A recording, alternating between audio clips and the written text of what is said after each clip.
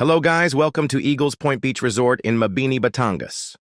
Isang araw kauuwi ko lang galing trabaho. Natutuwang pinakita ng aking grade 2 na anak na babae ang dala niyang ilang piraso na barya. Lumingon ako sa kanya sabay ngiti lang at kumain na ako ng hapunan. Kinabukasan kinwento ng aking anak sa aking asawa ang dahilan kung bakit siya nagkaroon ng ilang pirasong barya. Ang sabi niya, nagkaroon daw siya ng pera dahil naatasan siya ng kanilang guro na ilista kung sino ang maiingay sa kanilang klase. Kaya pala siya nagkaroon ng ilang pirasong barya dahil sinusuholan siya ng ilang kaklase niyang maiingay para di sila ilista ng aking anak.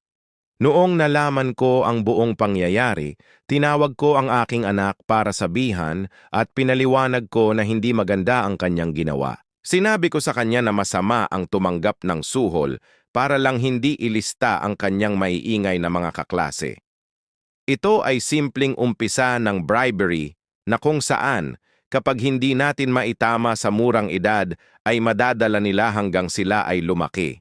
Panunuhol ang pangunahing dahilan kung bakit maraming bansa ay mahihirap pa rin at ang lalong kawawa ay ang mga simpleng mamamayan na labis na apektado at naghihirap.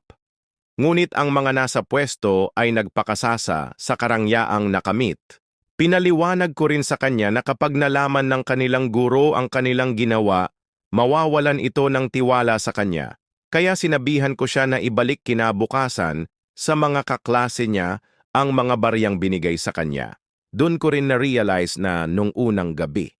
Di ko naisip kung paano siya nagkapera na di nga pala namin siya binibigyan ng baong pera dahil mga biskwet, cupcakes ang pinapabaon namin sa kanya. Ito yung mga bagay na kahit maliit lang ay dapat bigyan talaga natin ng pansin at huwag palalagpasin dahil kung hindi, sigurado maliligaw ng landas ang ating mga anak sa kanilang paglaki na aakalain nila na tama ang mali. Kahit noong unang panahon pa, nang itayo ang The Great Wall of China para maprotektahan ang kanilang bansa sa mga mananakop tulad ni Genghis Khan. Sa palagay niyo ba ay hindi nakapasok si Genghis Khan at mga tauhan nito? Kahit matibay at makapal ang The Great Wall of China ay nagawa pa rin nilang makapasok dito dahil sa bribery. Sinusuhulan nila ang mga gwardya para sila ay makapasok. As a great Chinese philosopher says, 政治、透明和反腐败必须成为文化的一部分。他们必须作为基本价值来传授。Ang integridad, transparency at ang paglaban sa katiwalian ay kailangang maging bahagi ng kultura. Dapat silang ituro bilang fundamental values. Please don't forget to like, share, and follow for more videos. Ay, yung amin, binase namin sa napanood namin yung mahirap atakihin ng kalaban.